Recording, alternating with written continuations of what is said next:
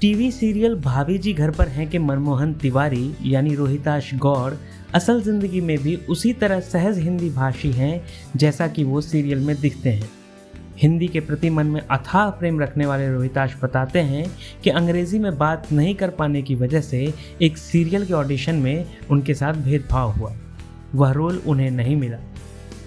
Navbharat times से exclusive बातचीत में रोहिताश गौर ने बताया कि इंग्लिश नहीं आना उनकी कमी है और इसकी कसक उनके मन में है। वह कहते हैं, मेरा ग्रुप देसी लोगों का ग्रुप है, मैं अंग्रेजी वालों के बीच अक्सर चुप रहता हूँ। अंग्रेजी ना आने की वजह से कई बार रोल छोड़ने पड़े। तो हालांकि आप इस समय पूरे देश में और दुनिया के कई दूसरे देशों में भी राज कर रहे हैं लोगों के दिलों में, बावजूद इसके एक जो हीन भावना आ जाती है कहीं ना कहीं एक भाषा के ना आने की, और उस भाषा से अगर कोई काम नहीं हो रहा है तब तो ठीक है, लेकिन अगर अपना काम भी छीना जाए क्योंकि वो भाषा हमको नहीं आती है, तो उसकी जो खलिश और उसकी जो पीड़ा है उससे आप जूझ रहे हैं, ये मेरे को आपके शब्दों में समझ में आया। मैं इसको चाहता हूं आप थोड़ा एलैबोरेट करें, अगर बता पाए कि कौन सी फिल्म आपसे छूटी और क्या माहौल था, तो मैं इस पे लिखना भी चाहूंगा। नहीं, ये एक्चुअली क्या था, एक सीरियल था जो बहुत पहले बन रहा था, मेरे ख्याल से ये स्टार प्लस का सीरियल था। तो फिर बाद में वो रोल जो है वो वरुण बडोला साहब ने किया था। तो मेरा और उनके उनके साथ मेरा ऑडिशन था, मतलब उनका अलग हुआ, मेरा अलग हुआ। लेकिन मैंने ये चीज़ वहाँ पर महसूस की थी, तो मुझे बड़ा दुख भी हुआ बाद में।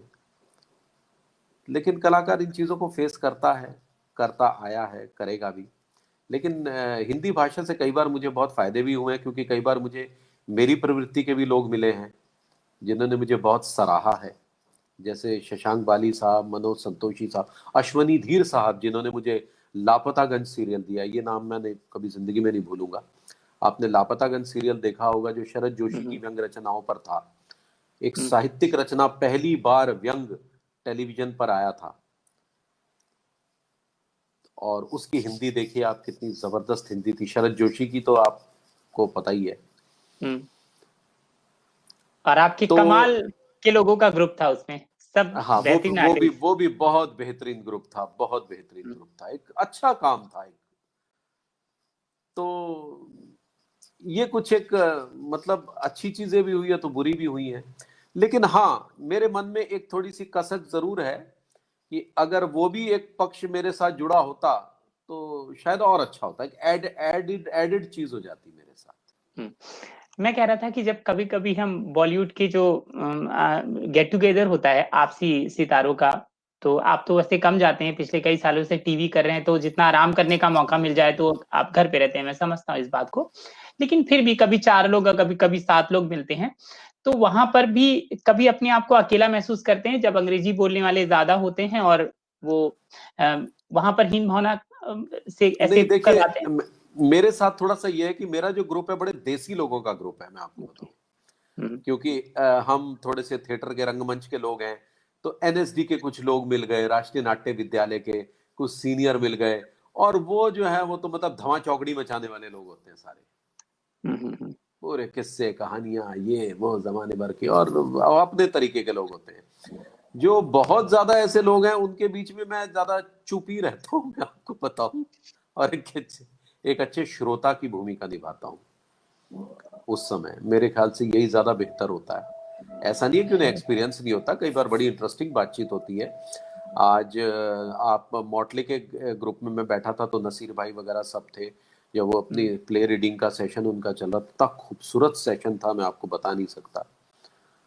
तो बड़ा आनंद आ रहा था उसमें, बहुत आनंद आया। ये बड़ी पहले की बात बता रहा हूँ आपको। तो ऐसी बात नहीं है, हर दुनिया में हर तरीके के लोग हैं जिनसे बहुत कुछ सीखने को भी मिलता है, और सीख भी रहे हैं। और कई बार हमें ये भी लगता है कि हमें ये हमारी ही कमी है, ये मैं अपनी ही कमी बता रहा हूँ। मैंने इरफान खान एक्टर जो अब दुनिया में नहीं रहे, उनकी बात बता रहा हूँ। उन्होंने पल पल पे अपने आप को बदला है।